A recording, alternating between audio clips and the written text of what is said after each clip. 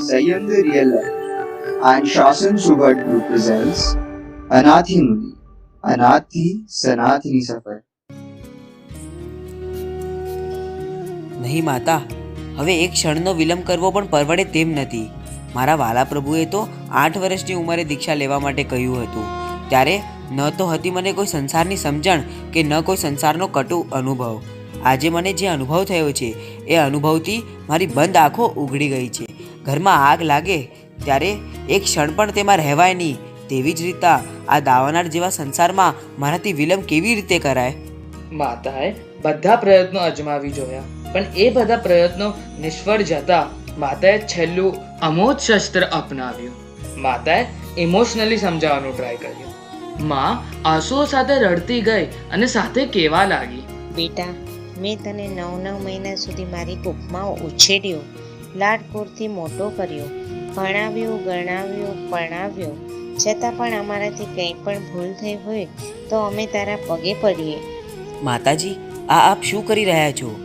આપનો તો મારા ઉપર સૌથી મોટો ઉપકાર છે. આપે મને જન્મ આપ્યો, જીવન આપ્યું. આપે મને સાચવવા માટે કોઈ જ કમી નથી રાખી.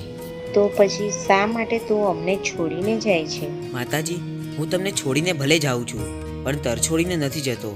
મારા મનમાં આપના પ્રત્યે કોઈ ધિક્કાર કે તિરસ્કારની ભાવના નથી, પણ પ્રેમ અને સ્નેહની ભાવના છે. માતાજી, જો માત્ર હું આપને છોડીને જાઉં છું તો આપણા મનમાં આટલું દુઃખ થાય છે. આજ સુધી મેં અનંતી માતાઓ કરી. મારા મૃત્યુ વખતે અનંતી માતાઓની આંખોમાંથી અશ્રુધારાઓ વહી છે. એ અશ્રુબિંદુઓ ભેગા કરતાં સમુદ્રના પાણીઓ પણ ઓછા પડે. આટલા આંસુઓ મારા નિમિત્તે પડ્યા છે. હવે જો આ ભાવમાં પણ હું સંયમની સાધના નહીં કરું તો ફરીથી મારે અનંતી માતાઓ કરવી પડશે. અનંતી માતાઓના આંસુઓ પડાવવામાં, દુઃખ આપવામાં હું નિમિત્ત બનીશ. મારે આટલું મોટું પાપ નથી કરવું, માટે મારે સંયમ લેવું છે. પણ બેટા, આ ભાવમાં તારી માતાને દુઃખ થાય છે એનું શું? આંસુઓ પાડે છે એનું શું?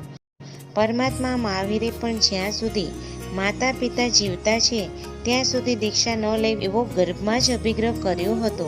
તેમ તું પણ અમારા મર્યા પછી દીક્ષા લેવી હોય તો લેજે, હમણાં નહીં. માતાજી, આપણી વાત એકદમ સાચી છે કે મહાવીર સ્વામીએ ગર્ભમાં આવો અભિગ્રહ ધારણ કર્યો હતો, કારણ કે તેમની પાસે ગર્ભથી જ અવધિ જ્ઞાન હતું.